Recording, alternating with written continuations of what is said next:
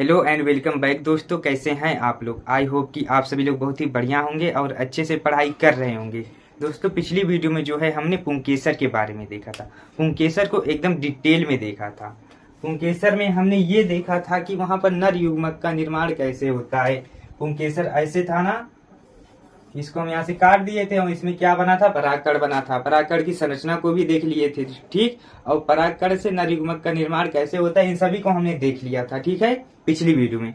और अगर आप उस वीडियो को नहीं देखे हैं तो लिंक डिस्क्रिप्शन बॉक्स में हम दे रहे हैं, जाके देख सकते हैं। और आज के इस वीडियो में हम किसके बारे में बात करेंगे, इस वीडियो में हम जायांग के बारे में बात करेंगे, ठीक है। किसके बारे में बात करेंगे, जायांग के बारे में बात करेंगे। देखेंगे कि जायांग में मादा युग्मक का निर्माण कैसे होता है, इसको देखेंगे, ठीक है। तो चलिए देखते हैं कि जायांग में मादा युग्मक का निर्माण कैसे होता है। देखिए ध्यान से, ये हमारे क्या है, पुष्प की संरचना है। आप लोग ध्यान से देखिए, आपको एक एक टॉपिक अच्छे से समझ में आएगा। देखिए यहाँ पे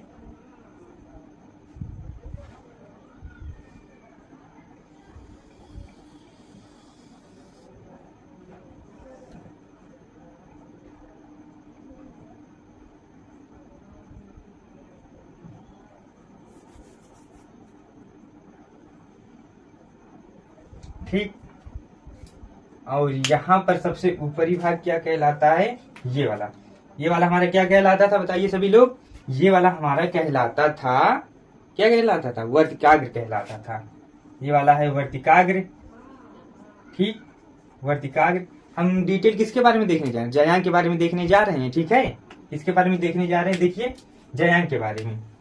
जायांग, जायांग के कितने भाग होते हैं बताइए सभी लोग। जायांग के मुख्य रूप से 3 भाग होते हैं। कौन कौन से होते हैं, एक वर्तिका होता है और दूसरा क्या होता है, सॉरी, वर्तिकाग्र होता है और दूसरा क्या होता है, वर्तिका। और फिर तीसरा क्या होता है, तीसरा हमारा होता है अंडाशय। क्या होता है, अंडाशय। यहां से यहां तक लेकर कौन सा पार्ट है, वर्तिका है। और ये वाला पार्ट क्या है, वर्तिकाग्र है।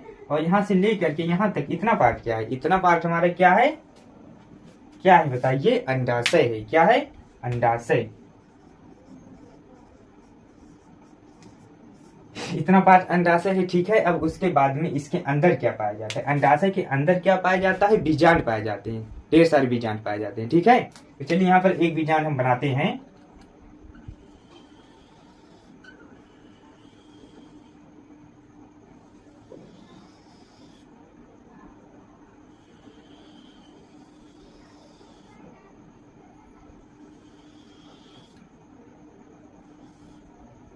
देखिए सभी लोग, ये क्या बन गया, एक बीजांड बन गया, ठीक है। और यह बीजांड जो होता है 2 आवरण से घिरा होता है। ये क्या है बताइए, ये वाला हमारा क्या है, बीजांड है, ठीक है। क्या है, बीजांड है, ठीक। अच्छा, इंग्लिश में इस बीजांड को क्या कहते हैं बताइए सभी लोग। क्या कहते हैं इंग्लिश में बीजांड को, ओव्यूल कहते हैं। क्या कहते हैं, ओव्यूल, ठीक। और यह बीजांड जो होता है 2 आवरण से घिरा होता है, ठीक है। और बाहरी आवरण को क्या हम कहते हैं, बाह्य आवरण कहते हैं, ठीक है। क्या कहेंगे, बाह्य आवरण। यहाँ पे लिख देंगे बाह्य आवरण, बाह्य आवरण, ठीक है। इंग्लिश में अच्छा इसको क्या कहेंगे, बाह्य आवरण को आउटर इंटेगुमेंट कहेंगे। क्या कहेंगे, आउटर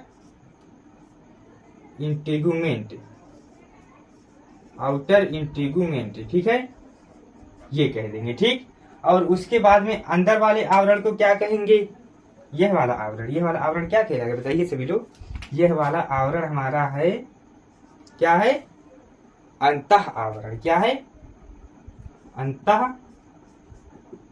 आवरण, अंतः आवरण है। और अंतः आवरण को इंग्लिश में क्या कहते हैं, हम क्या कहते हैं बताइए। अंतः आवरण को हम लोग कह देंगे इनर इंटेगुमेंट। क्या कह देंगे, इनर, INNER, इनर इंटेगुमेंट, ठीक है। क्या कह देंगे, इनर इंटेगुमेंट। इतनी बात आई समझ में कि नहीं, आई होगी समझ में। और यहाँ पे देखिए, यह जो बीजांड है यहाँ पर हल्का सा खाली है ना, तो यह वाला भाग क्या कहलाता है, यह वाला हमारा क्या कहलाता है, यह वाला जो होता है ये हमारा कहलाता है बीजांड द्वार क्या कहलाता है? बीजांड द्वार। इसी के रास्ते से नर युग्मक जो होते हैं पराग नलिका का निर्माण करके इसी के रास्ते से इसमें प्रवेश करते हैं। ये क्या कहलाता है जो खाली रहता है? ये वाला हमारा है बीजांड द्वार। अच्छा, इंग्लिश में अब इसको क्या कहेंगे? बीजांड द्वार को इंग्लिश में हम इसको कहते हैं माइक्रोपाइल।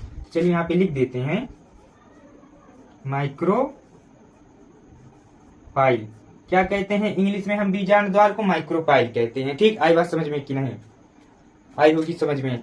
और यहाँ पर देखिए इसके जस्ट एकदम ऊपर, यहाँ पे इसके जस्ट एकदम सीध पे जो होता है ये वाला पार्ट, यहाँ पर भी खाली है ना, ये क्या कहलाता है? ये वाला हमारा कहलाता है निभाग। ये वाला भाग कहलाता है, क्या कहलाता है? निभाग कहलाता है। ठीक है, क्या कहलाता है? निभाग। ये है निभाग। और इंग्लिश में इसको हम क्या कह देंगे? निभाग को चलाजा कह देंगे। ठीक है, लिख दीजिए चलाजा। ठीक, अब देखिए अब क्या बचा? हाँ, यहाँ पर बच रहा है ना ये वाला, यह जो ये क्या बीजांड है ना, ये पूरा बीजांड है। ठीक, तो यह भी बीजांड का पार्ट हुआ। तो यह जो बीजांड होता है और यह पार्ट क्या, ये वाला तो पूरा अंडाशय है ना, अंडाशय है।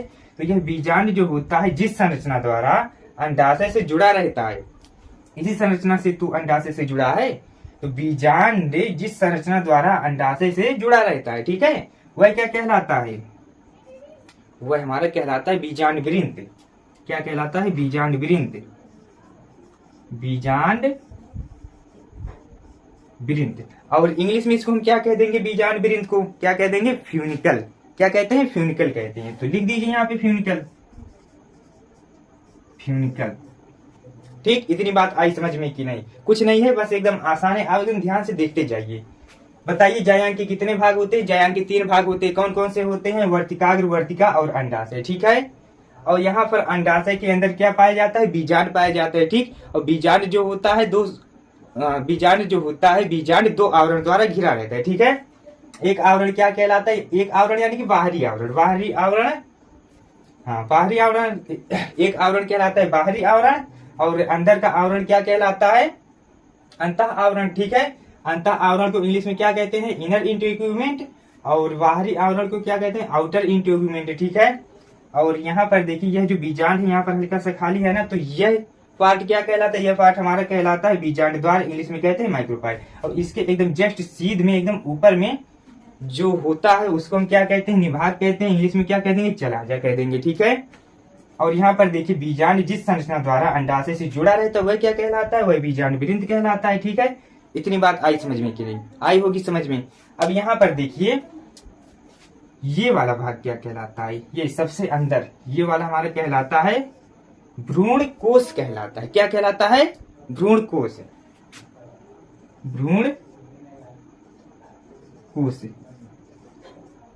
क्या है? ये सबसे अंदर क्या है? भ्रूण कोश है। ठीक है, और यहाँ पे देखिए इस भ्रूण कोश में नीचे, कहाँ पे? नीचे 3 कोशिकाएं पाई जाती हैं। कितनी कोशिकाएं पाई जाती हैं? 3 कोशिकाएं पाई जाती हैं। ठीक है, नीचे 3 कोशिकाएं पाई जाती हैं और ऊपर भी 3 कोशिकाएं पाई जाती हैं। ठीक है, नीचे भी 3 कोशिका पाई जाती है और ऊपर भी 3 कोशिका पाई जाती है।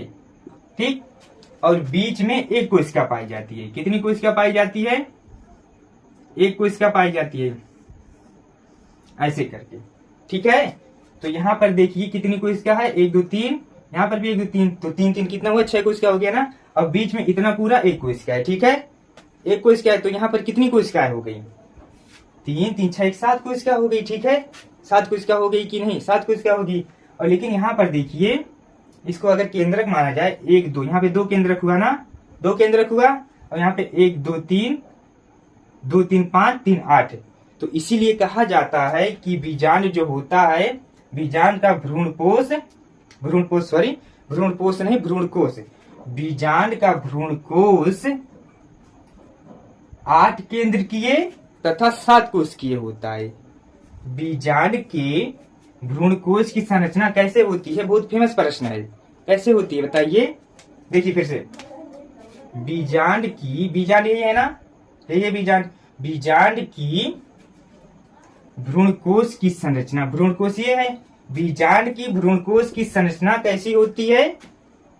8 केंद्रकीय, 8 केंद्र रखे क्योंकि 3 3 6 2 8 और 7 कोशिकीय 3 3 6 1 7। ठीक है, आई बात समझ में ना? यहाँ पे लिख देंगे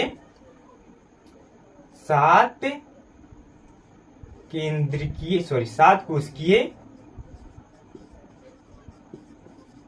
और 8 केंद्रकीय। ठीक है, अगर कहीं पर भी ना समझ में आए तो तुरंत कमेंट कीजिए, आपको एकदम आसानी से समझाया जाएगा, एक एक पॉइंट समझाया जाएगा, एकदम विस्तार से समझाया जाएगा। ठीक है, और उसके बाद देखिए अब क्या हमारा बच्चा, अब देखिए यहाँ पे यह जो ऊपर की कोशिका होती है, ऊपर की कोशिका, यह तीनों कोशिकाएं क्या कहलाती हैं? तीनों कोशिकाएं बताइए, ऊपर की तीनों कोशिकाएं क्या कहलाती हैं? प्रतिमुख कोशिका कहलाती हैं। ठीक है, क्या कहलाती हैं? प्रतिमुख कोशिका कहलाती है। क्या है? प्रतिमुख कोशिका है। ठीक, क्या है ये? प्रतिमुख कोशिका है। इंग्लिश में क्या कहते हैं? Antipodal cell. क्या कहते हैं? Antipodal cell. तो चलिए लिख देते हैं एंटीपोडल सेल। ठीक, क्या कहलाती है ऊपर की तीनों कोशिका? प्रतिमुख कोशिका। इंग्लिश में क्या कहते हैं? एंटीपोडल सेल कहते हैं। ठीक है, आई बात समझ में कि नहीं? आई होगी समझ में। अब यहाँ पर देखिए नीचे क्या है? नीचे भी 3 कोशिका है ना, जाहिर सी बात है 3 कोशिका, क्योंकि दिख रहा है 3 कोशिका। अब यहाँ पर किनारे किनारे जो होता है इसको हम क्या कहते हैं? किनारे किनारे वाली कोशिका को क्या कहते हैं? सहायक कोशिका कहते हैं। क्या कहते हैं? सहायक कोशिका। ये क्या है? सहायक, ध्यान से देखते रहिए, सहायक कोशिका। क्या है ये? सहायक कोशिका है। ठीक, ये क्या है? सहायक कोशिका है। आ रही है बात समझ में कि नहीं? आ रही होगी समझ में, अगर नहीं आ समझ में तो तुरंत कमेंट कीजिए। ठीक है, सहायक कोशिका है। और सहायक कोशिका को इंग्लिश में हम क्या कहते हैं बताइए?